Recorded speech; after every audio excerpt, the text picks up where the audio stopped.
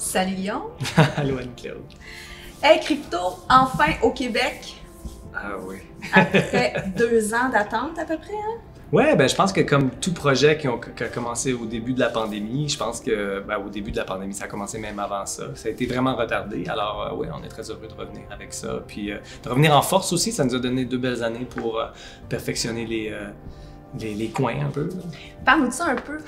Ça commence à évoluer cette production-là ces dernières années en termes peut-être de casting, de artistique aussi? Oui, ben premièrement casting, on a eu 2 nouveaux danseurs qui sont rentrés dans le projet dû à une des danseuses qui a pris sa retraite, Drew Jacoby, et maintenant on a 2 nouveaux danseurs qui ont rentré dans la distribution que j'adore, et ces 2 danseurs qui ont vraiment comme remodelé le tout. C'est un spectacle qui a juste 4 danseurs, hein, fait que c'est tout sur la performance des gens, fait que c'est basé vraiment sur notre entre-gens, la façon qu'on travaille ensemble. C'est aussi un genre de conte de fées bizarre, un peu comme un conte de fées très adulte quand même, mais tout ça pour dire que c'est une histoire, c'est un narratif, fait qu'il faut vraiment jouer avec tous les personnages sur scène tout le temps, fait que la différence a été quand même assez flagrante d'amener 2 joueurs, 2 danseurs différents, ça allait ajouter quelque chose de vraiment spécial, et le show ça a évolué, c'est devenu beaucoup plus sombre qu'au début. Je pense qu'on avait commencé avec une idée que c'était un conte de fées un peu humoristique, dark humor, et là c'est devenu juste dark. Oh! C'est une œuvre quand même importante pour toi. Qu'est-ce que ça représente dans ta carrière comme chorégraphe, comme interprète aussi?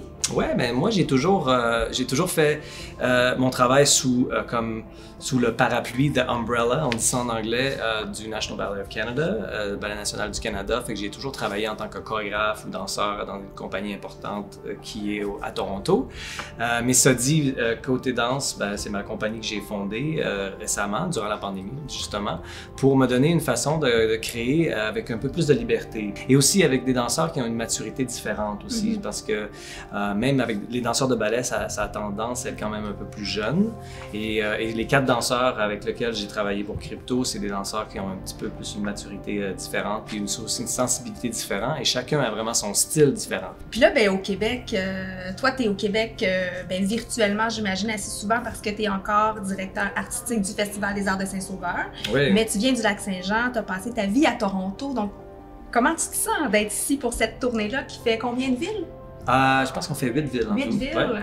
Oui, c'est super. Ben écoute, moi je trouve que revenir au Québec, c'est mon monde, c'est le tempérament québécois. Il y a une affinité aux arts aussi que j'aime beaucoup au Québec. Les gens apprécient beaucoup l'art en général et leurs artistes. Et puis, ça me touche beaucoup que depuis que je suis arrivé au Festival des Arts de Saint-Sauveur, j'ai vraiment un bon support là-bas. Je pense que les gens sont vraiment attirés par moi, mon travail, ce que j'ai à offrir. Puis ça me fait chaud au cœur parce que c'est vraiment chez moi encore. Tu sais, tu peux sortir, you can take the boy out of Quebec, but you can't take the Quebec out of the boy, kind of thing. On est super content de t'accueillir. Notre communauté attend le spectacle, la gang de Crypto depuis 2 ans. Donc on va te souhaiter un beau moment au Québec, une super belle tournée, puis c'est toujours un plaisir de te rencontrer. Merci. Merci.